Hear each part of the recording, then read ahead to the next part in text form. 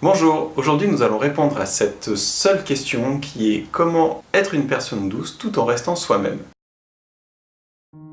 Si vous avez suivi toutes les questions de la semaine, je pense que vous me voyez venir sur la réponse et je pense qu'il n'y a pas grand chose de particulier à faire. Pourquoi? Eh bien tout simplement parce qu'on a pu voir, et en tout cas j'espère que comme moi vous en êtes convaincus, qu'en fait la douceur finalement est intrinsèque à l'être humain. On l'a tous tapis au fond de nous, on l'a tous connu, et finalement, c'est beaucoup plus simple pour tout quand on est doux. Il y a des fois, certes, où on n'a pas trouvé de meilleure solution que de ne pas l'être et d'être parfois un peu piquant, un peu sévère, un peu strict. Certes, c'est vrai, parce que ça correspond finalement à nos limites.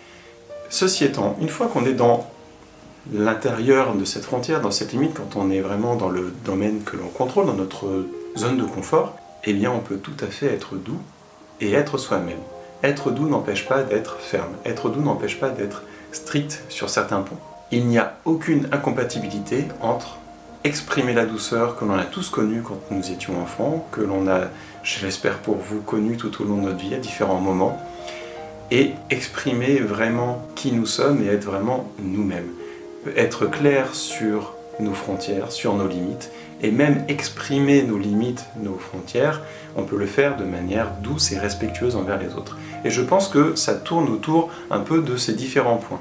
La douceur va s'appuyer finalement, ou va se matérialiser dans notre bienveillance, dans le respect.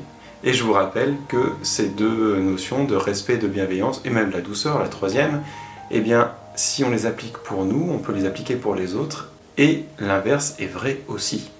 Donc pour moi, finalement, j'aurais même presque tendance à dire que être une personne douce et être soi-même, en fait, c'est pratiquement la même chose. Parce que si on est doux avec les autres, si on est doux avec nous-mêmes, on se permet d'être soi-même, on se permet de s'exprimer et d'exprimer clairement qui nous sommes, nos intentions, nos désirs, nos besoins, nos limites, et on permet exactement la même chose aux autres. Et du coup, comment mettre ça en œuvre dans notre quotidien? Eh bien, il y a plusieurs éléments. Le premier, c'est que hier, nous avons imaginé quels sont les conseils que nous pourrions donner aux personnes qui viendraient nous voir pour savoir comment être plus douces elles-mêmes, avec les autres. Nous avons donc déjà toute une liste de conseils, de petites choses qu'on a pu repérer, petites ou grosses choses qu'on a pu repérer chez les autres, et on peut déjà tout simplement commencer par s'interroger si on n'a pas un peu de ça en nous, et du coup on a déjà toute une liste de conseils à appliquer à nous. Deuxième chose, c'est finalement de faire une démarche qui est respectueuse de nous-mêmes, c'est-à-dire de commencer par des petits pas. Ici par exemple on a repéré quelque chose qui est très gros, parce que toujours là, toujours pareil, et où on s'emporte beaucoup et du coup on abandonne complètement la douceur et que nous aimerions changer ça, gardons cet objectif, mais prenons-le comme un objectif lointain.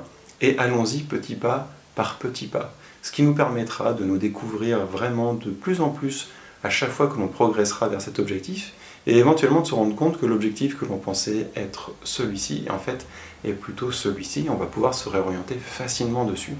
Et surtout, à chaque petit pas effectué, chaque petit pas, verrouillé, chaque changement, chaque évolution acquis, c'est à chaque fois une petite victoire, et ça va nous permettre de continuer à progresser en étant motivé, en ayant un retour sur soi qui est positif, et ça amène aussi du coup la douceur, parce qu'on est content d'avoir atteint cet objectif intermédiaire, mais qui est néanmoins un objectif à part entière aussi.